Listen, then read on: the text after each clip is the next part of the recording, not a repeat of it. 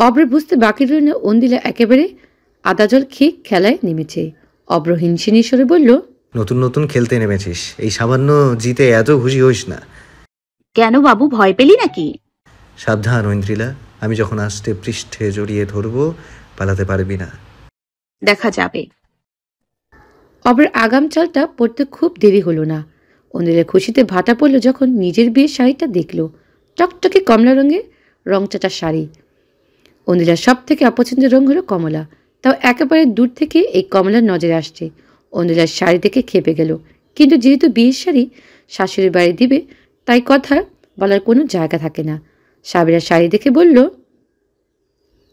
কানন জোর করে হেসে বলল, আসলে এটা অভ্রের পছন্দ। ও নাকি ওর বউকে সবসময় কমলা শাড়িতেই কল্পনা করেছে। অন্দিলা মনে মনে বলল, বউ না, কার্টুনকে কল্পনা করেছে। হারামি আমাকেও কার্টুন বানানোর ধান্দায় আছে। ফলের মধ্যে হয়ে এই কমলা বেনারসি পরে টাইল দিল। আয়না নিজেকে দেখল অন্দিলা। রংটা এতটা টকটকে যে কেউ 1 কিলো দূর থেকে তাকে দেখা যাচ্ছে। অব্র কোনায় দাঁড়িয়ে মিটিমিটি হাসছে। অন্দিলা কড়া নজরও তাকে দমালো না, বরং বুড়ো নাচিয়ে বলল, কি বাবু, পছন্দ হয়েছে? অন্দিলা জোর করে হেসে বলল, হ্যাঁ বাবু, খুব সুন্দর। এবার তোমার শেরওয়ানির পালা। শেরানি দেখতে অব্রের হাসি উড়ে গেল, কারণ অব্রের শেরানি আরও 1 ধাপ উপরে। কারণ অবাক সরে বলল, এটা অভ্র পড়বে? হ্যাঁ আন্টি, আমার ছোটবেলা থেকে শখ ছিল আমার বিয়েতে আমার বর এমন শেরওয়ানি পরবে। দোকানের সবাই চোখ অব্রের দিকে, কারণ এই প্রথম মনে হয় কোনো বর উজ্জ্বল ম্যাজেন্টা রঙের শেরানি পরবে। শেরানি দেখে ফিক করে হেসে দিল বিল্লাল এবং তরুণ। অব্রের শ্যামমুখে ঝামালো মেঘ রোদুর। মুখখানা শক্ত হয়ে গেল। অন্দিলা তার পাশে দাঁড়িয়ে বলল, তোমার পছন্দ হয়নি বাবু? শত রাগ হলো, তাও গিলে দাঁতে দাঁত চেপে বলল, তোর পছন্দকে অপছন্দ করার জো আছে, একটু উৎকট কিন্তু অসাধারণ। তাহলে যাও, পরে আসো, আমিও দেখি আমার বাবুকে কেমন লাগছে। অন্দিলার বুড়ো নাচিয়ে কথাটা বলল। অব্রকে কোণঠাসা করে অবাক্ত আনন্দে হচ্ছে তার। শাশুড়ির সামনে প্রেমের নাটক করতে যে বাধ্য হয়ে শেরানিটা পড়তে হলো অব্রকে। এদিকে বিলেল আর তরুণের হাসতে হাসতে চোখ পানি আসার জোগাড়। অব্র তাদের দিকে তাকে ঠান্ডা গলায় বলল, হেসে নে, দোকানে গেলে পই পই করে হাসির হিসেব নেব না। ব্যাস হাসি উবে গেল দুজনে। তরুণ মুখ ঝুলিয়ে বলল, বিয়া করিসনি তো, তাই বুঝতেছিস না। বিয়ে সিংহেও বেলাই বানিয়ে দেয়। আনের সামনে দাঁড়িয়ে আছে অব্র এবং অন্দিলা। নিজেদের একেবারে কার্টুন মনে লাগছে, কিন্তু মুখে প্লাস্টিকের হাসি অক্ষত। কিছু বলতে পারছে না। কারণ এবং সাবিরা মুখ চাওয়াচাই করল। না পারতে কারণ বলে উঠল, এখন ছেলে মেয়ের পছন্দ কিছু তো বলা যায় না। হ্যাঁ, তবে একটু বেশি অসাধারণ পছন্দ, তাই না? অন্দিলাকে খেপাতে অব্র বলে উঠল, না আন্টি, কিসের অসাধারণ? ঐন্দ্রিকে তো আকাশ থেকে টুপ করে পড়া পড়ির মতো লাগছে। অব্রের কথায় মাটিতে পড়তে দেবার মানুষ তো অন্দিলা মোটেও নয়। তাই সাথে সাথে দাঁত কাপাটি বের করে বলল, আর তোকে একবারে মাটি ফুঁড়ে বের হওয়া নায়কের মতো লাগছে। মানুষের চোখই সরছে না, দেখ কি করে ড্যাব ড্যাব করে দিয়ে আছে। আহা আমার জামাই, বিয়ের দিন আমি তো তোর প্রেমেই পড়ে যাব। আমি তো প্রতিদিন পড়ি, ইচ্ছে করে তোর স্ট্যাচু বানিয়ে রাখি। মাঝে মাঝে তো তোকে স্ট্যাচু বানিয়ে রাখতে ইচ্ছে করে। শেষ কথাটা একেবারে আস্তে বলে অব্র। অন্দিলা যা না শোনার ভান করে বলল, কিছু বললি বাবু? না, কি বললাম বাবু? শপিং শেষ না তোমার? জুতো কেনা বাকি। আমি তো ভেবেছি তোমাকে একেবারে লাল জুতো কিনে দিব। খোকা বাবু চায়, লাল জুতো পায়। বিয়েতে তোমার এন্ট্রিতেও এই গানটাই বাজবে ডিজেতে। ভালো হবে না? অব্র পারেনি অন্দিলাকে কাঁচা গিলে খেতে। রাগে গা জ্বললেও দাঁত কামড়ে দাঁত দমালো। সাবেরা তখন পেছন থেকে বলল, ঐন্দ্রিলা, অব্র কি নাসরির বাচ্চা নাকি? লাল জুতো পরবে? মেজেন্টা শেরবানি তুমি জিদ করছো, কিনেছি আর না। এবার তোমরা ড্রেস বদলে এসো। অফ্রে যেন হাঁপ ছেড়ে বাঁচল।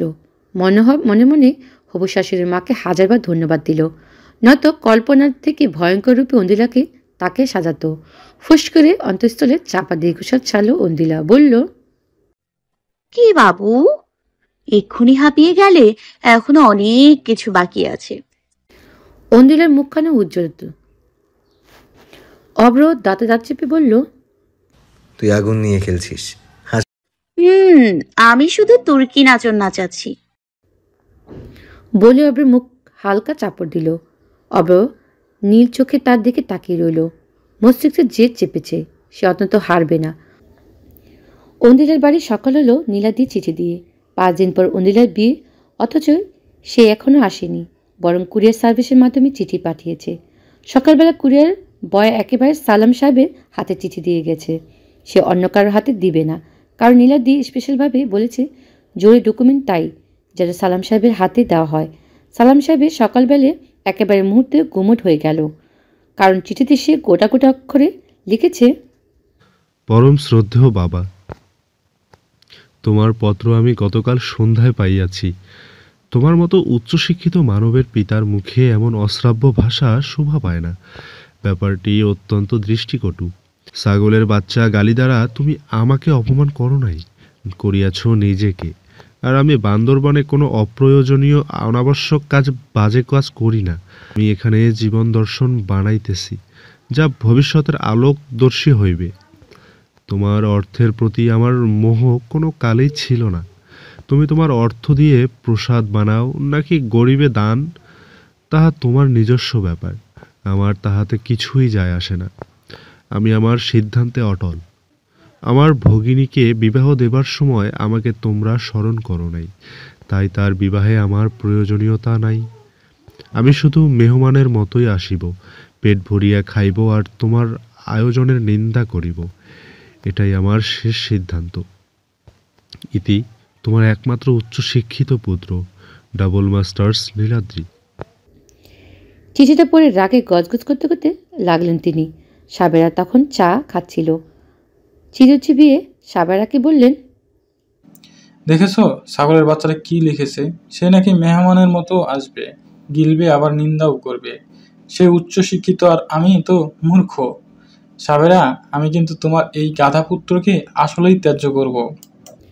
সাবেরা চায়ের কাপে চুমুক দিতে দিতে নির্লিপ্ত স্বরে বলল, সেটা তুমি আর তোমার ছেলে বুঝে বেড়াও। আমার মেয়ের বিয়েটা ভালোভাবে হলেই আমার শান্তি। খবরদার, বাপ বেটা যদি বিয়েতে ঝামেলা করো তাহলে খবর আছে। আমি ঝামেলা করছি আর এই ছাগলের বাচ্চারা কিছু করছে না? বলে কিনা মোবাইল পাহাড় থেকে ফেলে দিয়েছে। গাধা কথাকার। ডাবল মাস্টার্স করে পৃথিবী উদ্ধার করে দিয়েছে সে। সারা জীবন প্রথম হয়েছে, কিন্তু বুদ্ধি হয়নি। আমার ইচ্ছে করছে ওর সব সার্টিফিকেট জ্বালিয়ে দিতে। কথা বলার আগে মাথার চট করে একটি বুদ্ধি চলে এলো। হুহা করে হেসে বাদশা নামক ছেলেটাকে বললেন, বাচ্চা, একটা পেন আর পেপার নিয়ে আসো, কুইক। কেন স্যার? চিঠি লিখবো। আবার? চুপ, নিয়ে আসো। বাদশা কাগজ কলম নিয়ে আসতে সালাম সাহেব দ্বিতীয় চিঠি লিখলেন, অপদার্থ নীলার্তি, যেহেতু তুমি বলিয়াছো তোমাকে ত্যায্যপুত্র করিলে তোমার কিছুই যায় আসে না, সুতরাং এই মুহূর্তক্ষণেই তোমাকে আমি পুত্র হিসেবে বহিষ্কার করিলাম। আমার গৃহে তোমার স্থান নেই। আজ মধ্যাহ্নে তোমার ঘরখানা আমি ভাঙ্গিয়া ফেলিব। সব জিনিস ফেলিয়া দিয়া ডেটল আর ব্লিচিং পাউডার দিয়া পরিষ্কার করাইব। তারপর তাহা হইবে আমার আড্ডাখানা। হা। এটি তোমার প্রাক্তন পরম শ্রদ্ধেয় পিতা। চিঠি লিখে বাদশাকে বললেন, এখন দোকান থেকে চকচকে খাম কিনবে, তারপর গাথাটাকে কোরিয়ার করে পাঠাবে, সাথে 1 বস্তা কাঁঠাল পাতাও কোরিয়ার করবে। কোরিয়ার বইটি যেন ওকে 2-3টা পাতার নিজ হাতে খাইয়ে আসে। বাদশা মুখ ঝুলিয়ে কিছুক্ষণ তাকিয়ে রইল। মানুষটির মাথায় সে উচ্চ পর্যায়ের সমস্যা আছে, তাতে সন্দেহ নেই। অবের চোখ জোড়া টকটকে লাল। গত কয়েকদিন যাবৎ সে তার ঘুম হচ্ছে না, তাতে সন্দেহ নেই। বিয়ের এমন প্রভাব পড়বে সেটা অকল্পনীয় ছিল। বিলাল তাকে দেখছে। একটা সময় সিগারেট এগিয়ে দিয়ে বলল, খাবি? সিগারেট দেখে অবের চোখ চকচক করে উঠল। হামলে সিগারেট প্যাকেটটাকে নিল। অন্দিলার যন্ত্রণায় তার জীবন দুঃসহ। এই তো সেদিন ঝড়ের গতিতে এসে তার সদ্য কেনা ব্যঞ্জনের প্যাকেটটা ফেলে দিল। তারপর ন্যাকা সুরে বলল, বাবু, তুমি আমার আগে মরতে চাও, আমাকে বিধবা করতে চাও। এখন থেকে তুমি সিগারেট খাবে না। শুধু এতেই ক্ষান্ত হলো না, সে কানন এবং ইদ্রিস সাহেবকেও নিজের দলভুক্ত করে ফেলল। ফলে বাসার সিগারেট খাওয়া মিশন ইম্পসিবল হয়ে গেল। ওপর থেকে দাদা তো আসেনি। অন্দিলা যেমন নাচায় তিনিও নাচেন। সকাল সকাল হলেও মুখ উঠিয়ে চলে আসে। অব্র কি পরবে সেটাও যেন তার বলার প্রয়োজন। গতকাল সব কাপড় চোপড় সবিরনকে দিয়ে ধুয়ে দিল, আর অব্রের জন্য নিয়ে এলো একটা ফুল পাতা ছাপার শার্ট। কোনো পোশাক না থাকায় অব্রকে বাধ্য হয়ে সে শার্ট পরতে হলো। ঘরে অব্র অপছন্দের তরকারি প্রতিদিন রান্না হচ্ছে। অন্দিলের ঘরে জানালা সবসময় খোলা থাকছে। অব্র শান্তিতে নিঃশ্বাস নিল। কোথার থেকে বাবু ডাক শুনতে পাচ্ছে। আজ সকালে স্বপ্নের মধ্যে বাবু ডাকে ঘুম ভেঙে গেছে। সকাল 6টার সময় হবু বউকে নিজের ফুলের দোকানে যেতে হয়েছে। বিলাল হাসতে হাসতে বলল, ও দ্রিলা তো এক কাঠে উপরে, বিয়ের আগেই তোর জীবনে আগুন লাগিয়ে দিয়েছে।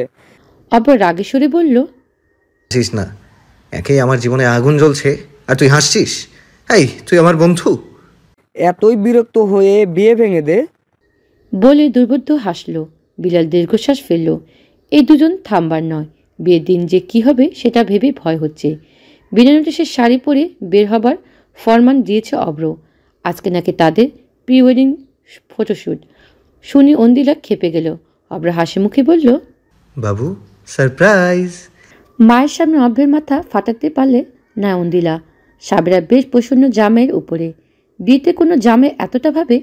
শপিং, ডেকোরেশন সব কিছুতে অব্র বেশ স্বচ্ছয় হয়ে কাজ করছে। দগদময় দুপুরে কাতান শাড়ি পরে বের হতে হল অন্দিলাকে। শাড়ির ভার বোধহয় 10 কেজি হবে। উপরে পিচ গলানো গরম, স্তব্ধ প্রকৃতি ঝলসে যাওয়ার তাপে। মেকআপ খোপা সব মিলিয়ে যেন অন্দিলা বেহাল। অব্র বাইকে অপেক্ষা করছে অন্দিলা। ভারী শাড়ি নিয়ে কোনো মতে বের হলো অন্দিলা। ঘামে ঘাড় ভিজে গেছে। অব্রের মজা লাগছে খুব। এতদিনের বদলা একদিনই নিবেশে। শহর ছাড়িয়ে নিরিবিলি একটা রেস্টুরেন্টে গেল তারা। বিশাল বড় একটি জায়গায়, একতলা রেস্টুরেন্ট। রেস্টুরেন্টের পাশে বিশাল সবুজে ঘেরা জায়গা। সুউচ্চ গাছের ছাউনির পাশে স্বচ্ছ পানিতে স্রোত। তার মাঝে খিলে আছে অসংখ্য পদ্ম। এখানে ফটোশ্যুট হবে। অব্র শ্যুট পরে এসেছে। কালো শ্যুট, 90 কেজি ওজনে সুঠাম দেহের সৌম্য পুরুষকে খুবই চমৎকার দেখাচ্ছে। সে সাথে লাল কাতানে অন্দিলা। ফটোগ্রাফের ছবি তুলতে আর প্রশংসা করছে। এর মাঝে ইচ্ছাকৃতভাবে অন্দিলার সাথে ঘনিষ্ঠ ছবি তুলল অব্র। তথাকথিত রোমান্টিক ছবি তুললে এখন কোমর চেপে ধরল সে। অন্দিলা কটমটে তাকালো। অব্র নির্লজ্জ হেসে বলল, একটু হাসো বাবু, শাশুড়ি মা কিন্তু বলেছেন ভালো না হলে আমার ছবি তোলাবেন। বাধ্য হয়ে সে ছবি তুলল অন্দিলা। ফটো সেশন শেষে হেসে অন্দিলার অবস্থা একেবারে নাজেহাল। পা ব্যথায় ছিঁড়ে যাচ্ছে। ঘামে মেকআপ গলে পড়েছে। ফটোগ্রাফারকে খাইয়ে টাকা দিয়ে পাঠিয়ে দিল অব্র। অন্দিলা রেস্টুরেন্টের ভিতরে উচ্চ জুতো খুলে গায়ে দিয়ে বসল। তার নাজেহাল অবস্থা দেখে খুব মজা লাগলো অব্রের। এসে বলল, তুই বয়, আমি অর্ডার করে আসি। অন্দিলা উত্তর দিল না। রাগে সে বাকশক্তি হারিয়েছে। এখন শুধু একটু শান্তি নিঃশ্বাস নিবে সে। অব্র চলে গেল। গাল ফুলিয়ে নিঃশ্বাস ছাড়ল সে। তখনই একটি ভারী স্বর কানে এলো। অন্দ্রিলা। স্বরটি শুনতে বিশাল ধাক্কা লাগলো হৃদয়ে। তৈত গতিতে পাশে ফিরল অন্দিলা। তার সম্মুখে গাঢ় বর্ণের সাদা শার্ট পরা সেই সুপুরুষটি দাঁড়িয়ে আছে। তাকে চিনতে সময় নিল অন্দিলার হৃদয়। হুট করে মস্তিষ্ক ফাঁকা হয়ে গেল। অস্পষ্ট স্বরে বলল, সৌরভ। সৌরভ নামক পুরুষটি মিহি হাসল। সে অমায়িক শান্ত হাসি। ধক করে উঠল চিত্তস্থল। 5 বছর পুরনো স্মৃতিগুলো ক্যামেরা রিলের মতো মস্তিষ্কে সেলু হয়ে পর্দায় ফুটে উঠল। ম্লান ঝাপসা হৃদয়টা আবারও স্পন্দিত হলো জীবনের প্রথম ভালোবাসার জন্য। প্রথম ভালোবাসা যত পুরনো হোক না কেন, তার স্মৃতিগুলো হৃদয় প্রকোষ্ঠে থেকেই যায়। 5 বছরের সেই অনুভূতিগুলো ক্ষয়ে যায় না। অন্দিলার গলা দলা পাকালো, কিছু বলতে পারল না। সৌরভ নিজ থেকে শুধালো, কেমন আছো? উত্তর এবারও এলো না, শুধু মৌনতা। অন্দিলার মনে হলো পালিয়ে যেতে পারলে বোধ হয় শান্তি। শুষ্ক ঠোকজোড়া জিব্বা দিয়ে ভেজালো। তন্মধ্যে চলে এলো অব্র। সৌরভকে দেখে তার মুখখানা শক্ত হয়ে গেল। অব্রকে চিনতে পারল সৌরভ। হেসে শুধালো, কেমন আছিস তুই? ভালো, তুই? খুব ছোট উত্তর। লিপ্ততা কণ্ঠে সৌরভ হাসল। ভালো। তোরা একসাথে নাকি? প্রশ্নটার মাধ্যমে সত্যতা জানান প্রয়াস। অন্দিলা এখনো মৌন। সৌরভের দিকে তাকাতে পারছে না। শরীর কাঁপছে, হৃদয়টা কন্দন করছে। সে প্রথম ভালোবাসাকে দেখে অপর এক নজর অন্দিলার রক্তশূন্য মুখখানা দেখে বলল, হ্যাঁ, আগামী সপ্তাহে আমাদের বিয়ে। এসেছি ফটোশ্যুটের জন্য। কথাটা শুনতে সৌরভ মুখের হাসি গায়েব। এদিকে অন্দিলার শরীর যেন ঝাঁকুনি লাগলো। অব্র স্বাভাবিক কণ্ঠে বলল, আসিস কিন্তু, বিয়েতে দাওয়াত রইল। তখন কি সৌরভকে পেছন থেকে ডাকলো, যেতে হবে এখন। অন্দিলা এখন নত মস্তক। সৌরভ অন্দিলার উদ্দেশ্যে বলল, আসি।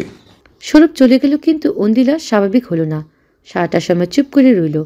এতটা সময় বাবু বাবু খেলা এখন স্তব্ধ। অব্র তীক্ষ্ণ দৃষ্টিতে দেখছে অন্দিলাকে। কিছু খেলো না সে। খাবার নেড়ে ছেড়ে বলল, মনের অসুখের শরীর কি ভালো লাগে? অব্রের মুখশ্রী ধার বাড়ল। বিল চুকিয়ে খাবারগুলো পার্সেল নিয়ে যখন বেরিয়ে যাচ্ছিল, টেনে ধরল অন্দিলার হাত। সাথে সাথে এক ঝটকে অন্দিলার তা ছাড়িয়ে দিল। তার চোখ জোড়া লাল হয়ে আছে, মুখখানা শক্ত। কারণ বুঝতে বাকি রইল না। অব্র ভর্সনা করে বলল, 5 বছর পুরনো প্রেমের সাথে দেখা হয় কি মুড সুইং হলো? কথাটা তাতে লাগলো ভীষণভাবে। শান্ত অন্দিলা ক্ষিপ্ত হয়ে উঠল। অন্তঃস্থলের চাপা ঝড় তাণ্ডবের রূপ নিল। ক্ষোভে ফেটে পড়ল। তুই কি বুঝবি ভালোবাসার? তোর কাছে সবই তো ফাজলামি। কথাটা শেষ হবার আগে অন্দিলা গাল চেপে ধরল অব্র। বলিষ্ঠ হাতে চেপে ব্যথার কুকড়ে উঠল সে। ক্ষিপ্র স্বরে বলল, আমার এসব বাল বোঝা লাগবে না। তুই একটা জিনিস বুঝে রাখ, বিয়েটা তোর আমার সাথেই হচ্ছে। অব্রের এমন আচরণের ভেতর থেকে আরও গুড়িয়ে গেল অন্দিলা। 5 বছরের 15 বিষাদ, ক্ষোভে ঝাঝার হলো হৃদয়। সজলে ধাক্কা দিল সে অব্রকে। তারপর আতঙ্কিত তার গালে সজলের চাউর বসিয়ে বলল, আমি তোকে ঘৃণা করি অভ্র, সারা জীবন করব। শুধু তোর জন্য আমার ভালোবাসা আমার হলো না। ঘৃণা করি তোকে। যা কখনো শুরুই হয়নি সেটার জন্য এত কান্নার কি আছে? আমার ভালোবাসার পূর্ণতা কার জন্য পাইনি অভ্র? প্রতিটা গল্পের একটা ভিলেন থাকে। আমার গল্পের ভিলেনটা হলো তুই, শুধু তুই। অব্র স্তব্ধ তাকিয়ে রইল। শ্যামা মুখখানে রক্তে রক্তিম হয়ে আছে তার। অন্দিলার চোখ জোড়া ঝাপসা। রাগে কোদে বিষাদে অন্ধপ্রায় হয়ে গেল যেন সে। ভিতরে কেউ যেন বারবার আক্রমণ করছে বিষাদ ছোঁয়ার দিকে। অব্রের চেহারা দেখতেও ঘৃণা করছে। দাঁড়ালো না, দ্রুত পায়ে বেরিয়ে গেল। পা টনটন করছে, হিলের প্রভাবে ফুলে গেছে তা। কিন্তু অন্দিলার অনুভূতিহীন। তার বোধশক্তিগুলো যেন জড়ো হয়ে গেছে। অন্তর্জালার দগ্ধ হৃদয় কিছুই অনুভব হচ্ছে না। অব্র তাকিয়ে রইল অন্দিলার চাপার পানে। রাগে দপদপ করছে কপালের শিরা। হাতের শিরাগুলো ফুলে উঠেছে। ফুলে আক্রোশে অন্ধ হয়ে সজরে ঘুষি মারল দেয়ালে। চিরে গেল হাতের চামড়া। সামান্য রক্ত গড়ালো, কিন্তু রাগ থামল না। পশ্চিম আকাশে কালো হয়ে এসেছে। গুমুট মেঘের প্রলয় ঘর্ষণে কেঁপে উঠল ধরণী। অব্র ফোন বের করে বিলালকে ফোন করল। বিলাল মাত্র দুপুরে খাবার খেয়ে শুতেই যাচ্ছিল। অব্রের ফোনে লাফিয়ে উঠল। ধরতে না ধরতে সিংহের গর্জনের মতো ঠেকল অব্রের স্বর। এক্ষুনি বাইপাসে আয় বলে ফোন কেটে দিল অব্র। বিলাল বোকার মতো চেয়ে রইল মোবাইলের দিকে। সালাম সাহেবের বাসায় মেহমানের আগমন ঘটতে আরম্ভ করেছে। ছোট বোন হ্যাপি তার পরিবার সহ অফিসে হয়েছে দুপুরবেলা। সাবেরা তার জন্য ঘর পরিষ্কার করে দিল। হ্যাপি এসে শুধালো, ভাবি, আমাদের ওয়েন্দ্রিলা কোথায় গো? জামাইয়ের সাথে বাইরে গেছে। সে কি বিয়ের আগে এত মেলামেশা? হ্যাপির স্বভাবটা একটু সংকীর্ণ মনা। একটু খুঁচিয়ে কথা না বলার তার হয় না। সাবেরার অভ্যাসে হয়ে গেছে ননদের এমন স্বভাবের। তাই হেসে বলল, অচেনা তো তারা না। হ্যাপি একসাথে বড় হয়েছে, এক স্কুল কলেজে পাশাপাশি থেকেছে সারা জীবন, তাই আর চিন্তা নেই। আর যে পুরুষ সাথে সারা জীবন কাটাবে তার সাথে একটু ঘোরাঘুরি করলে নিশ্চয়ই পাপ হবে না। হ্যাপির মুখটা কালো হয়ে গেল। চিৎকারি দিয়ে বলল, তোমার তো ভাগ্য ভালো গো, বাড়ির পাশে ছেলে পেয়ে গেছো। ওয়েন্দ্রিলা যা রাগ, আমি তো চিনতে ছিলাম আদেও আমার ভাতিজির বিয়ে হবে কিনা। বাড়ির পাশে শ্বশুরবাড়ি যেহেতু তারা নিশ্চয়ই জানে ওয়েন্দ্রিলার স্বভাব। হ্যাঁ গো জানে, তুমি ঘরে যেয়ে বিশ্রাম নাও। সাবেরা ননদের সাথে কথা বলতে ইচ্ছে হচ্ছে না, কিন্তু হ্যাপি তো নাসলবান্দা, তাই ফট করে শুধালো, নীলাদ্রি কই ভাবি, দেখি না যে? আমি ওকে ত্যায্যপুত্র করেছি। নিলিপ্ত স্বরে উত্তর দিলেন সালাম সাহেব। হ্যাপি হতবাক হলো। বিস্মিত কণ্ঠে বলল, কি ক ভাইজান? আসলে হ্যাঁ, এখন তুই এই কথাটা এখনই বিসিবি চ্যানেলের মতো সবাইকে জানিয়ে দে। আজকের ব্রেকিং নিউজ হলো সালাম মজুমদার তার বড় ছেলে নীলাদ্রি মজুমদারকে ত্যায্য করেছে। ফোনে রিচার্জ করা আছে নাকি বাদশাকে বলবো? হ্যাপির স্বভাব সম্পর্কে সালাম সাহেবের অজানা নয়। সে সারাক্ষণ শকুনির মতো সবকিছু খুঁটিয়ে দেখবে, তারপর তা নিয়ে আলোচনায় করে হট টপিকে বানাবে। চুগলখড়িটা যেন রক্তের সাথে মিশে আছে। সালাম সাহেবের কথা শুনে হ্যাপির মুখ কালো হয়ে গেল। মুখ বাঁকিয়ে বলল, ভাতিজার খোঁজ নিলেও দেখি দোষ ভাবি। নিতে বলেছে কে তোকে? তুই বিয়ে খেতে এসেছিস বিয়ে খানা, এত পেঁচাল পারিস কেন? ভাবি, ভাইজান আমাকে অপমান করছে। সাবরা মিরাজ খারাপ হলো। এই ভাই বোন কন্দলেসে যেন ফেরারি বলে রাগে সরে বলল, তোমাদের ঝগড়া করতে হলে আমার ঘরের বাইরে যেয়ে করো, এখানে নয়। হ্যাপি, তোমার ভাই জন্মগত খ্যাপাটে, তাই তুমি ঘরে যাও, বিশ্রাম নাও, তারপর আসো, খেয়ে নিবে। হ্যাপি আর কথা বাড়ল না। সাবেরা সালাম সাহেবের কাছে এসে বিরক্ত গলায় বলল, ছেলের সাথে ঝগড়া করেছ, এখন কি বোনের সাথেও করবে নাকি? শোন সাবেরা, আমি কারোর সাথে ঝগড়া করিনি, আমি উচিত কথা বলেছি। আর তোমার আহাম্মক পুত্র আমার ঝগড়ার যোগ্যও না। ঠিক তখনই কলিং বেল বাজলো। সাবেরা বিরক্ত মুখে দরজা খুলতে গেল। দরজা খুলতেই দেখল একটা যুবক দাঁড়িয়ে আছে। উস্কো খুস্কো চুল, পরনে একটা হাফাতা টি শার্ট আর হাফ প্যান্ট। জামা এতই ময়লা যে রং বেরঙ্গি হয়ে গেছে। মুখ ভর্তি অবিন্যস্ত দাড়ি, চোখে কালো চশমা, কাঁধে বিশাল একটা বস্তা ব্যাগ। সাবেরা অবাক ননি শুধালো, কাকে চাই? যুবক চশমা খুলে বলল, মা, তুমি আমাকে চিনছো না? নীলাদ্রি। নিজে উঁচু লম্বা গড়বর্ণের সমপুরুষের দেখতে ছেলেকে এমন বিধ্বস্ত অবস্থায় দেখে বিস্ময় চরম শিখিতে পৌঁছে গেল। সাবেরা গায়ের রং পুড়তে পুড়তে তামাতে হয়ে গেছে। মুখের দাড়ির জঙ্গলের মুখের অর্ধেক অংশ ঢাকা পড়েছে। উপরে মোটা সানগ্লাস, আর কি পোশাকের ধারণ! টি শার্টের ফুটো নজরে পড়ছে। সাবেরা ছেলেকে মুখে হাত দিয়ে বলল, তোর কি অবস্থা বাপ? তখনই সালাম সাহেব বেরিয়ে এলেন। সাবেরাকে বললেন, সাবেরা, ভিক্ষুকটাকে 5 টাকা দিয়ে দাও। ছি ছি, কি বলছো? আমাদের ছেলেকে ভিক্ষুক বলছো কেন? আমার কোনো ছেলে নেই, গত 3 দিন আগে মধ্যাহ্নে আমি ত্যায্য করেছি। নীলাদ্রি চোখ কুচকে তাকালো, কড়া সরে বলল, আমি আপনার বাসায় আসিনি মিস্টার সালাম মজুমদার, এটা আমার দাদার বাড়ি। আপনি আমার ত্যায্য করেছেন মুখে মুখে, খাতা কলমে না, তাই এখানে আমি আসতেই পারি। মা, আমাকে 1 বালতি গরম পানি দেবে? আমি গোসল করব। গত 7 দিন আমি গোসল করিনি। যেহেতু আমি এখন পাহাড়ে নেই, তাই পাহাড়ের জীবন থেকে কয়েকদিনের ব্রেক নিচ্ছি।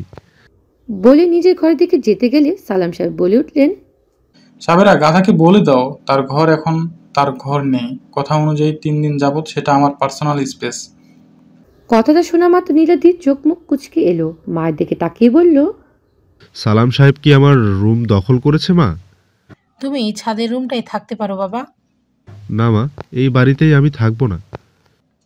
তাহলে কোথায় থাকবে তুমি? সময় হলেই জানতে পারবে। এখন আমি গেস্ট বাথরুমে যাচ্ছি। আশা করি সেটা অন্তত সালাম সাহেবের পার্সোনাল স্পেস না। বলে হনন করে বাথরুমে ঢুকে পড়ল। সাবেরা রাগে সরে বলল, এটা কি হলো? তোমার ছেলের শাস্তি। গাধার বাপ আমি। গাধা পিটিয়ে যদি মানুষ না বানাই, আমার নাম সালাম নয়। সামনে থেকে কিছুক্ষণ চেয়ে রইল সাবেরা। ফুস করে নিঃশ্বাস ফেললেন। এই বাপ ছেলে ঝামেলায় তিনি পড়তেই চান না। পিচের রাস্তার উপর ঝড়ের বেগে চলছে অব্রের মোটরসাইকেল। হৃদয়ের সব রাগ উপড়ে দিচ্ছে যেন অ্যাক্সিলেটের উপরে। বিলাল এবং তরুণের বাইক ঠিক তার পিছনে, তবু বেগের সাথে পেরে উঠছে না। অব্রের মোটরসাইকেলের বেগ আরও বাড়ল। অন্দিলের আঘাতটাকে বিভস্ম করে দিচ্ছে যেন। মস্তিষ্কে ছেপে গেছে সেই অশ্রুসিক্ত নয়ন। এই অশ্রুতা তার জন্য নয়, এই অশ্রু অন্যের জন্য, যা মোটেই মানতে পারছে না অব্র। হঠাৎ রং সাইডে থেকে একটা বাইক তীব্র বেগে আসতে দেখে সংবিত ফিরল। সাথে সাথে বেগ চাপল অব্র, কিন্তু তাতে লাভ হলো না। সংঘর্ষ হলো, ফলে ছিটকে গেল অব্রের বাইক। পিচের রাস্তায় স্লাইড করতে করতে চলে গেল বেশ দূরে। বিলাল এবং তরুণ পিছনে দিল। তার ছুটে এলো। ভাগ্যক্রমে শুধু হাঁটুতে আর কনির সামান্য ব্যথা পেল সে। লোক জড়ো হলো মুহূর্তের মধ্যে। অপর বাইকে ছেলেটি ব্রেক কষল। একের মাথায় আগুন জ্বলছে অব্রের, ফলে রাগ কিছুতে দমাতে পারল না। গালি দিয়ে বসলো অপর চালককে। সে বাইক দুজন যাত্রী, যদিও তাদের দোষ, কিন্তু তারা মোটেই সেটা মানতে চাইল না। তাদের ভাষ্য দুর্ঘটনা অব্রের জন্য হয়েছে। একটু কথায় বেশ ঝগড়া বাঁধল। একটা সময় উত্তেজিত হলো পরিবেশ। ফলে রাগের বসে কলার ধরে একটা ছেলের নামালো অব্রকে ব্যাগ থেকে, এলেপাতারে ঘুষি দিল। অবস্থা খারাপ দেখে বিল্লাল থামালো অব্রকে। কোমর ধরে তাকে টেনে আনলো, ঝামটা দিয়ে বলল, পাগল হয়েছিস তুই? রাস্তায় মারামারি করিস না। আমি কি শুরু করেছি নাকি? চেঁচিয়ে উত্তর দিল অব্র। তার গা কাঁপছে রাগে। বিল্লাল তাকে ধমকি বলল, চুপ কর, আর একটা কথাও বলবি না। ধমক কাজে দিল। আহত সিংহের মতো ফুসলো, থামল না সে। বিল্লাল অপরপক্ষের কাছে অব্রের হয়ে ক্ষমা চাইল। তরুণকে দিয়ে অব্রের মোটরসাইকেল গ্যারেজে পাঠালো। তারপর অব্রকে নিজের মোটরসাইকেলের দোকানে নিয়ে এলো। দোকান এসে অব্রকে বলল, মাথা গরম আছে, মাথায় ঠান্ডা পানি ঢাল। তোর কিছুদিন আগে জ্বর হয়েছে। যা করতে বলছি কর। অব্রের চোখে অগ্নিশিখা জ্বলছে যেন। ফলে বিল্লালের কথা বাড়ল না। অব্রের মাথা চলল একেবারে ফরব ঠান্ডা পানি। অম্বরের জলধারে যা ধরনীর বুকে পদার্পণ চিন্তার মশগুল। ক্ষণে ক্ষণে সে বার্তা জানান দিচ্ছে প্রকৃতিতে। বাতাস স্পর্শ সে আগমনী বার্তা। ধুলো উঠছে তীব্র বেগে। কিছু সময় সমীরণের তাণ্ডব চলার পর ঝমঝম করল, নামল বাড়িধারা। শীতল হলো পৃথিবীর বুক। কালো পিচে জলকেলি ধরতে লাগলো সে স্নিগ্ধ জলধারা। সব শান্ত হলো না অন্দিলার হৃদয় ঝড়। বৃষ্টিতে কাক ভেজা হয়ে ঘরে ফিরল অন্দিলা। সাবরা তাকে দেখে হাজারো প্রশ্ন করল, কিন্তু অন্দিলা উত্তর দিল, সোজা নিজের ঘরে চলে গেল। তারপর সশব্দে দৌড় দিল। কিছুক্ষণ পরেই তীব্র ভাঙনের শব্দ কেঁপে উঠল ঘর। ঝনকার তুলল ঘরের প্রতিটি কাজ। সালাম সাহেব কেঁপে উঠলেন, ছুটে গেলেন নিজের মেয়ের ঘরের সামনে। ধাক্কালেন কয়েকবার, কিন্তু তাণ্ডব থামল না। সাবেরা উঠে নিজের ভাঙ্গন তহবিলে বাক্সে 2000 টাকা জমা করলেন। ঘরময় কাজ ছড়িয়ে ছিটিয়ে আছে। সুন্দর শোপিসগুলো অবহেলায় গুরু গুরু হয়ে আছে। ফুলদানি অস্তিত্ব নেই। আধা ঘন্টার আগে সাজানো ঘরটা এখন ধ্বংসলীলায় স্তব্ধ। সেখানে স্তূপে বসে আছে অন্দিলা। তার চোখ জড়িয়ে শুষ্ক। অতীতের স্মৃতিগুলো জীবন্ত। এমনই একটি বৃষ্টিমুখর দিনে ধীর পায়ে কিশোরী সত্তা নিজের রাজত্ব জমেছিল সৌরভ। সৌরভ অন্দিলার প্রথম প্রেম, প্রথম না, পাওয়ার রক্তিম অনুভূতি, যার গল্পটা সূচনা হবার আগে নিষ্ঠুর হস্তে তা মাটি চাপা দিয়েছে অব্র। অন্দিলার এখনো মনে আছে যেদিন সৌরভের সাথে প্রথম দেখা হয়েছিল। অন্দিলা তখন স্কুল পেরিয়ে কলেজে সিঁড়িতে পদার্পণ করেছে। কিশোরীর সত্তায় আবেগময়ী সময়। হুট করে স্কুল নামক গণ্ডিতে থেকে এক টুকরো পাকা আকাশ পেয়ে যাবার গল্প যেন আগের মতো নিয়মের বালাই নেই। হুট করে মনে হলো মনের আকাশে স্তরে পরিবর্তন। সেই পরিবর্তনের মাঝে মন বাগিচার সদ্য পরিস্ফুটিতে হলো একটি নতুন আবেগ অনুভূতি, যে অনুভূতির নাম প্রেম। বান্ধবীদের আড্ডাস্থলে যেন এই অনুভূতি নিয়ে বিস্তর আলোচনা। অন্দিলা ভেবে পায় না এই আবেগের রহস্য কী। সদ্য প্রেমে হাবুডুবু বান্ধবী যখন তার প্রেমিককে নিয়ে বাড়ি জড়িয়ে বলে, অন্দিলার মুখ বাঁকায়। ছেলে বলতে তো এক অব্রকেই দেখেছে, যে তার চুল টেনেছে, তার পুতুল ভেঙেছে, তার জীবনে হুট করে নাক বাড়িয়ে ঢুকে পড়েছে, পাড়ায় মারপিট করবে, সবার উপর হুকুম চালাবে। আর অন্দিলার সাথে যেন আলাদাই শত্রুতা। তাকে এক বিন্দু শান্তি দিতে নারাজ। ক্রিকেট খেলে জানালা কাজ ভেঙে দেয়, তো কখনো ইচ্ছাকৃত অন্দিলার জন্মদিনে কেঁচো ছেড়ে দেয়া। অন্দিলার মনে আছে একবার অব্রের শখ হলো ইঁদুর পালার। একসাথে 10টা ইঁদুর পারল। তারপর সুযোগ বুঝে অন্দিলার ঘরে ছেড়ে দিল। সে ইঁদুর অন্দিলার সব বইগুলো কুচি কুচি করে কেটে ফানা ফানা করে দিল। এমন ছেলে প্রেমে কি পড়ে বই অন্দিলার? বরং দেখলে রাগে গাড়ি করে। তাদের কথার মাঝে ঝগড়া হবে না এমন কি হয়? শুধু একজন একজনের মাথা ফাটানো দেরি। অব্রের হাসি দেখলে অন্দিলা ইচ্ছে করে ইট ছুঁড়ে মারতে। ফলে অন্দিলা ধরে নিয়েছে ছেলে মানে অসভ্য, অবদ্ধ, লাফাঙ্গা। অন্দিলার এই চিন্তাধারার মিথ্যে করে দিল একটি ছেলে। শান্ত সমীরণে মিষ্টি দোলনার মতো আগমন যেন। তীব্র বর্ষণের ধরনী তোলপাড়। বাসস্ট্যান্ডের এক কোণায় দাঁড়িয়ে আছে অন্দিলা। অপেক্ষায় একটি রিস্কার। সময়টা আর 5টি দিনের মতো নয়। মাসিকের বৃষ্টি ব্যথায় মুখখানা তার নীল হয়ে গেছে। অপরন্ত ছাতাও নেই। ছাউনিতে বৃষ্টিধারার আক্রমণ থেকে মুক্তি নেই। বুকের সাথে কলেজের ব্যক্তি শক্ত হাতে ধরে দাঁড়িয়েছিল সে। বৈশাখের কালো মেদুরুনে আতর্কিত হামলা সবাই যেন যার যার আশ্রয় নিতে ব্যস্ত। পিচের রাস্তা শুধু বর্ষণের জলকলি। অন্দিলার অস্থির চোখ শুধু একটা রিস্কার অপেক্ষা ছিল। এর মাঝে একটি পুরুষালী স্বর কানে এলো। তুমি কি অসুস্থ? অন্দিলার মাথা তুলে তাকালো। ক্লাসের সবচেয়ে শান্তশিষ্ট জ্ঞানী ছেলে সৌরভ। 1 বছর যাবৎ একই ক্লাসে পড়ার পরও তার সাথে খুব একটা বন্ধুত্ব নেই তার। অন্দিলা রীতিমতো ঘামছে অসহনীয় ব্যথায়। মুখখানে রক্ত শূন্য লাগছে, তবু মাথা নেড়ে বলল না। সৌরভ চোখ ছোট ছোট করে তাকালো অন্দিলার দিকে। অন্দিলা আরও জড়সড় হয়ে গেল। ছাউনির একেবারে কোণায় দাঁড়ালো। অন্দিলার গায়ের এক পাশ ভিজে গিয়েছে। সেটি নিপুণ চোখে লক্ষ্য করল। কিছু বলল না। হুট করে ছুটে বের হলো বৃষ্টির মাথা নিয়ে।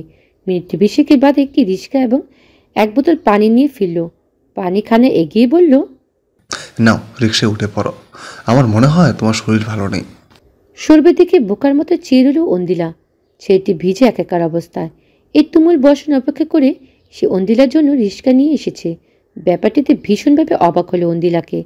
অন্দিলা শুধু ছোট করে বলল, ধন্যবাদ। তারপর রিক্সায় উঠে পড়ল সে। নরম মনে সৌরভের প্রতি প্রচণ্ড কৃতজ্ঞবোধ হলো। কৃতজ্ঞবোধ হুট করে গ্লানিতে পরিবর্তন হলো যখন দেখল পরের দিন সেটি ক্লাসে আসেনি।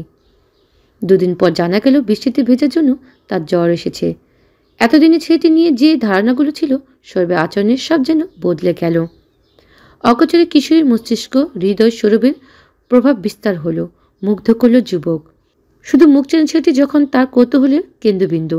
ছেলেটি খুব অদ্ভুত। তার কোনো বন্ধু নেই, দেখতে সুদর্শন নেই নিঃসন্দেহ, কিন্তু দাম্ভিকতা নেই। নিজের জগতের সে মগ্ন। ক্লাসে আসবে, ক্লাস করবে, বাড়ি চলে যাবে। খুব জনপ্রিয় নয় সে।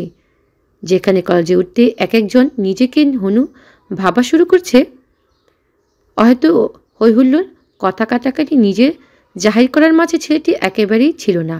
এমন ছেলেও হয় বুঝি? সৌরভ কখনো কারোর সাথে মিশত না, তবে তার ব্যক্তিত্বের প্রকাশ পেল প্রথম বর্ষের ইয়ার ফাইনালে। সেটি কলেজে টপ করল। সারা প্রশংসা পঞ্চমুখ। অন্যরা চেষ্টা করল তার সাথে সখ্যতা গড়ার। উপায় পেতে ভুগতে হলো না। সেদিন পর থেকে একটু একটু তো কথাই হতো। সে একটু একটুকে বন্ধুত্বের সিঁড়িতে পৌঁছে দিল প্রি টেস্টের পরীক্ষায়। একদিন হুট করে কেমিস্ট্রির বই নিয়ে সৌরভ সামনে হাজির হলো অন্দিলা। তখন কলেজ মাত্র ছুটি হয়েছে। সৌরভ বাসা যাচ্ছিল, অন্দিলার পিছন থেকে ডাকলো, এই জ্ঞানী ছেলে। সৌরভ অবাক চোখে পিছনে তাকালো। অন্দিলা এগিয়ে আসলো তার কাছে, চোখ ছোট ছোট করে রেখে বলল, আমাকে জৈব রসায়নটা বুঝিয়ে দিতে পারবে? আমি? ক্লাসে তো জ্ঞানীর তকমা অন্য কেউ পায়নি, পেয়েছো তুমি। শুনেছি গত পরীক্ষায় 95 পেয়েছিলে, তাই তোমাকে ছাড়া আর কারোর থেকে সাহায্য নিতে ইচ্ছে করছে না। আমি পারবো না। সৌরভের অকপটে মানা করা সহ্য হলো না অন্দিলার। এগিয়ে এসে পাটা উঁচু করে ঠিক মুখোমুখি হয়ে বলল, তুমি তো খুব হিংসুটে দেখছি। জ্ঞানী ছেলেরা বুঝি হিংসুটেও হয়? সৌরভ বিব্রত হলো। অন্দিলার স্বরে যেয়ে বলল, থাক থাক, আমরা না হয় তোমার মতো ভালো ছাত্রী নই, কিন্তু এতটা হিংসুটে নই। কি হবে একটু পড়ালে? আমি কি তোমার নম্বর নিয়ে নিব? সৌরভ মাথা চুলকে বলল, তুমি আমার কাছে পড়বে? আমার সাথে মিশতে তোমার আপত্তি নেই? সৌরভ বিদ্রুপের হাসি টেনে বলল, শুনেছি বন্ধুত্ব সবসময় সমানে সমানে হয়। আমি তো তোমাদের মতো নই। সেদিন সৌরভের কথা না বুঝলো, পরে ঠিক বুঝতে পেরেছিল অন্দিলা। সৌরভের অর্থনৈতিক অবস্থা খুব ভালো ছিল না। তার মা একটি দোকানের দর্জি কাজ করত, সেজন্য হীনমন্যতা ভুগত সে। কখনো কার সাথে মিশত না সে এই কারণেই। এমনকি কেউ নিজের বাসার ঠিকানা জানত না। এর আগে 5 বার স্কুল পরিবর্তন করেছিল সে, শুধু বেতন দিতে পারে না বলে। কলেজে ওঠার পর পার্ট টাইম চাকরি শুরু করে সে, ফলে এখন আর বেতনের সমস্যা হয় না। অন্দিলা কটি জানতে পেরে যখন একটি ডিপার্টমেন্টের দোকানে সৌরভকে সেলসম্যান কাজ করতে দেখে, অন্দিলা সৌরভের প্রতি সম্মান জাগে। ছেলেটির আগে শুধু ভালো লাগতো, ধীরে সেই ভালো লাগা গাঢ় হতে থাকে। সেদিন সৌরভের তার কাছে ধরা পড়ে যায়। সৌরভ তার হাত ধরে বলে, তুমি প্লিজ কাউকে বলো না। কেন? তুমি তো চুরি করছো না, তাহলে লজ্জা কিসের? তুমি বুঝবে না হয়তো, কিন্তু বিশ্বাস করো, আমার কিন্তু তোমাকে দেখে একটু হীন বোধ হচ্ছে না, বরং তোমার চোখে আমার সম্মান বেড়ে গেল। এবার আমাকে পড়াবে তো? সেদিনের পর থেকে সৌরভের সাথে সম্পর্কটা যেন বন্ধুত্ব শীতে পদার্পণ করত, যদিও সেই বন্ধুত্ব সকলের সম্মুখে নয়, আড়ালে আপটালে। সৌরভের ইতস্তবোধ দেখে অন্দিলাও জোর করতো না। সে কাউকে বলেনি এ বন্ধুত্বের খবর, এমনকি পিউকেও নয়। এই খবর জানতো কেবল তার ডায়েরি, যেখানে সে লিখত আর মন প্রকোষ্ঠে জমানো অনুভূতি। অন্দিলার কিশোর মন স্বরূপে অগোচরে নিজের রাজত্ব গড়ল যেন। অন্দিলা আবিষ্কার করল সেটি মারাত্মক সুন্দর করে হাসে। সেই হাসি বিশ্ব সমুদ্রের মতো, একবার ডুবে গেলে যেন তল পাওয়ার ভার। একদিন ক্লাস শেষে কলম নিয়ে বসলো অন্দিলা।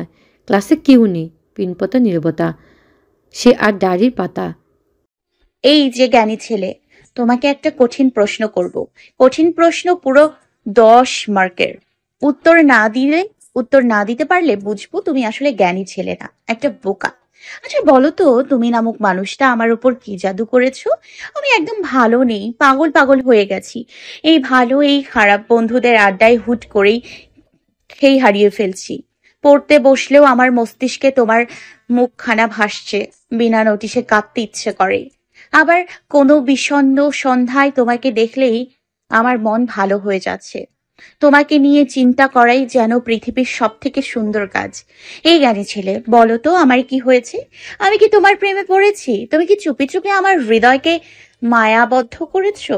উত্তরটা দিও, কিন্তু না দিলে কলেজময় জানিয়ে দিব তুমি একটা বোকা ছেলে। এটুকু লিখি আটকে গেল অন্দিলার কলম। হঠাৎ কেউ এক ঝটকে ডায়েরি নিয়ে নিল। মাথা তুলতে অন্দিলার কপালে পড়ল প্রগাঢ় ভাঁজ। অভ্র, দে আমার ডায়েরি। অভ্র কি দেয় সেটা? সে নির্লজ্জের মতো ডায়েরি পড়তে লাগলো। একটা সময় তার মুখখানা শক্ত হয়ে গেল। সে হাতটা একটু নামাতে খপ করে ডায়েরিটি কেড়ে নিল অন্দিলা। রেগে বলল, তুই কি ম্যানার্সও জানিস না? কারোর পার্সোনাল জিনিস এভাবে নিতে হয়? অভ্র পাত্তা দিল না অন্দিলার প্রশ্নের। হাই বেঞ্চে বসতে বসতে ভর্ৎসনার স্বরে বলল, বাবা ঐন্দ্রি, তুই তো কবি হয়ে গেছিস। তা এই প্রেমপত্র কার জন্য? কারোর জন্য নয়। আমাকেও বলবি না তুই? আমি না তোর ছোটবেলার বন্ধু? বলে পিছিল হাসলো অভ্র। অন্দিলার চোখ গরম করে বলল, বন্ধু না, তুই শত্রু। আমার জীবনের শত্রু তুই। বলে ডায়েরিটা ব্যাগে পুরল সে। চলে যেতে নিলে অভ্র বলল, তুই কি সৌরভকে লিখেছিলি চিঠিটা? অন্দিলা থমকে গেল, উত্তর দিল না। অভ্রের সাথে সৌরভের ছিল শীতল যুদ্ধ। অভ্র ক্লাসের সেই ছেলেটি ছিল যে পড়াশোনার ডাব্বা হলো তার দাপটা ক্লাসের প্রতিটি প্রাণ ছিল অন্ধ। এদিকে পড়াশোনায় ভালো করার সুবাদে সৌরভ জনপ্রিয়তা বাড়তি ছিল। অভ্র এবং সৌরভ ধীরে ধীরে প্রতিপক্ষের মতো হয়ে গেল। কেউ কাউকে সহ্য করতে পারত না যেন, কিন্তু তারা সামনাসামনি কখনো ঝগড়াও করে নেই। তবে একে অপরের চক্ষুগুলো তা গোটা ক্লাসে জানে। অন্দিলাকে কোনো উত্তর না দিয়ে বেরিয়ে গেল। সিঁড়ি থেকে নামতে দেখা হলো সৌরভের সাথে। সৌরভ মিষ্টি হেসে বলল, আজ আমার সাথে এক জায়গায় যাবে? অন্দিলা হৃদয়ের জন্য দামামা বাজল। সে মাথা নাড়িয়ে বলল, লেকের ধারে সারি সারি বেঞ্চ। সূর্য তখন পশ্চিমে ঢলে পড়েছে। অন্দিলার কোলে একগুচ্ছ শুভ্র শিউলি। পাশে চুপ করে বসে আছে সৌরভ। সমীরণে উঠছে অন্দিলার বেনি থেকে আলগা হওয়া চুল। নিস্তব্ধতা বহু সময় ধরে। কার ঠোঁটে কোনো কথাই নেই। অন্দিলার মোবাইল বাজছে। বাসা যেতে হবে। অন্দিলার ফুলগুলো বেগে ভরে উঠে দাঁড়ালো। ঠিক তখনই নিস্তব্ধতা ছিল গাঢ়স্বর। অন্দ্রিলা, আমি মনে হয় তোমার প্রেমে পড়েছি। ভালোবাসার নীল অনুভূতি আমার মনে ধরা দিয়েছে। চিন্তা করো, পড়াশোনা ছেড়ে এখন তোমাকে নিয়ে আমার চিন্তাগুলো বিস্তৃত হয়। ভীষণভাবে তুমি আমার অভ্যাস হয়ে গেছো অন্দ্রিলা। অনুভূতিগুলো এতটা প্রগাঢ় যে লুকিয়ে রাখা সম্ভব হচ্ছে না। তুমি সময় নাও। জরুরি নয় যে তোমার অনুভূতিগুলো আমার মতো হবে, তবে লোভী মন চায় তুমি যেন আমাকে ভালোবাসো। অন্দিলা স্তব্ধ তাকিয়ে রইল। ঝট পাকিয়ে গেল সব চিন্তায়। বাবা ফোন দিয়েছে, বাসায় যেতে হবে। ফলে উত্তরটা দেওয়া হলো না। অন্দিলা ঠিক করলো পরের দিন কলেজে যেয়ে উত্তর দেবে। কিন্তু পরের দিন নানি বাড়িতে যেতে হলো অন্দিলাকে। নানা খুব অসুস্থ, না গেলেই নয়। এক সপ্তাহ পর কলেজে আসলো অন্দিলা। একদম সকাল সকাল পৌঁছলো কলেজে। সকাল ভিড়ের মাঝেও তার চোখ খুঁজল জ্ঞানী ছেলেটিকে। অদ্ভুত ছেলেটি আসেনি। সারাদিন নীরের দারুণ অস্থিরতা কাটল অন্দিলা। সৌরভ এলো 3 দিন পর। তার মুখশ্রী অবস্থা করুণ, ম্লান সূক্ষ্ম মুখবীর। সেই হাসিটা কোথায় যেন গায়েব। অন্দিলা তার সাথে কথা বললে চাইলে সে এড়িয়ে গেল। অন্দিলা অবাক হলো। ক্লাস শেষে তাকে টেনে আড়ে নিয়ে গেল সে। ব্যগ্রকণ্ঠ শুধালো, কি হয়েছে তোমার? এভাবে এড়িয়ে যাচ্ছ কেন? সৌরভ উত্তর দিল না। তার মুখশ্রী কঠিন। সে চলে যেতে নিলে অন্দিলা বাধা দিল। তার আত্মসম্মানে লাগলো সৌরভের অবহেলা। অশ্রুসিক্ত নয়নে শুধালো, তুমি এমন করছো কেন সৌরভ? তুমি কি সত্যি বুঝছো না অন্দ্রিলা? অন্দিলা বিস্ময় কাটল না। সৌরভ মলিন স্বরে বলল, আমি তো তোমাকে বিশ্বাস করতাম অন্দ্রিলা, তুমি এমনটা কেন করলে? আমি কি করেছি?